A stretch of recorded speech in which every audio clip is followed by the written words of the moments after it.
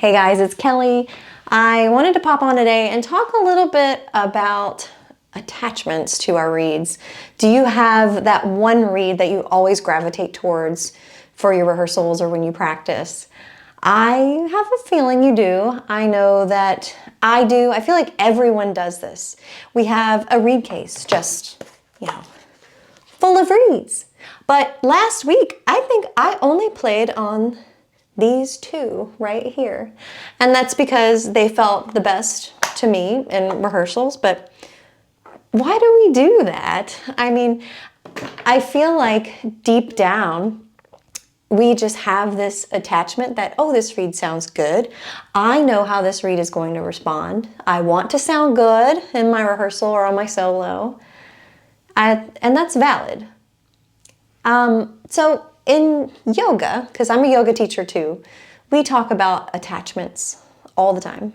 And we practice letting go of things that we are attached to. Because if you stay and remain attached to the idea that those reeds are going to be the ones that get you by and you can't play on anything else, you can't make anything else, you're not going to grow.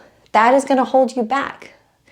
Your old faithful reed that you always pull out to play on is going to be limiting you in your reed making abilities.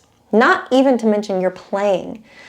Oh my, if I can't tell you how many times I've, and even myself, like taught beginners or something, and I'm like, how long have you been playing on that reed? And they say, oh, 6 months. I'm like, 6 months? Oh my gosh. I know we've all been there, but if you're playing on a reed for 6 months or even a couple of months, the reed is going to age, right? The reed is going to get smaller as we play on it. And the cane fibers are going to break down. You're going to have to do different things to your embouchure to be able to play that reed. Most of the time, the reed will go sharp and it'll get small. So you have to open up your embouchure, the space between your teeth, and it creates a different oral cavity, like a different spacing in inside of your mouth and your throat. And oftentimes it's really not comfortable. You might feel like you can't control the reed anymore, and you could unknowingly start doing detrimental things to your playing, like tightening your throat.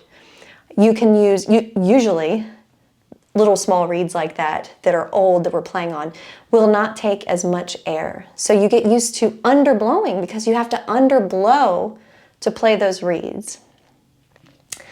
I remember, so I have a story. I remember when I was an undergraduate and I was very much still in the grind trying to learn how to make reeds and how to be self-sufficient. And I had just left a lesson and my teacher had helped me finish a reed and it was really good. And I put it in my reed case and I said, I am not touching this. We have an orchestra concert in like 2 days or whatever it was.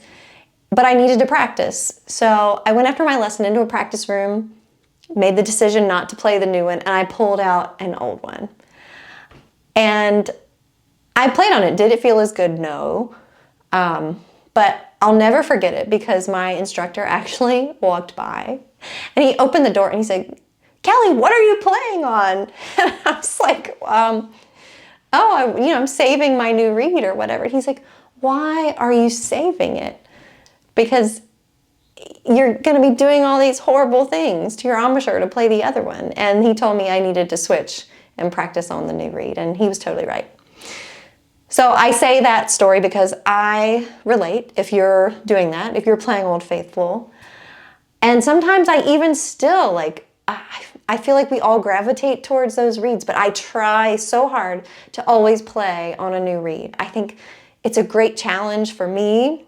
And so I challenge you, rotate your reeds, trust yourself, keep working on a whole bunch of them so you have options to choose from. It is so, so great. Like for me, because I go on tours a lot, and it's so great when I have a case of reeds and I'm not attached to any particular one because I don't remember which one is which, because maybe I tie them all in the same color or whatnot, but I try really hard not to get attached to them, and I try to play a different one each night. Does it always happen? No, because maybe sometimes I don't have time to work on reeds that day when we're traveling. But if you're learning, just throwing it out there, try so hard. If you do make a new reed, play on it. Even if it's just for a little bit, learn from it. Notice, oh wow, I was really slowing down my air playing that other one. Or, learn from your reed. Maybe it needs more vibrations. What can I do? Where can I scrape? So, anyways, that was just a little chat for today. I hope it resonated with you. And if it did, feel free to leave me a comment.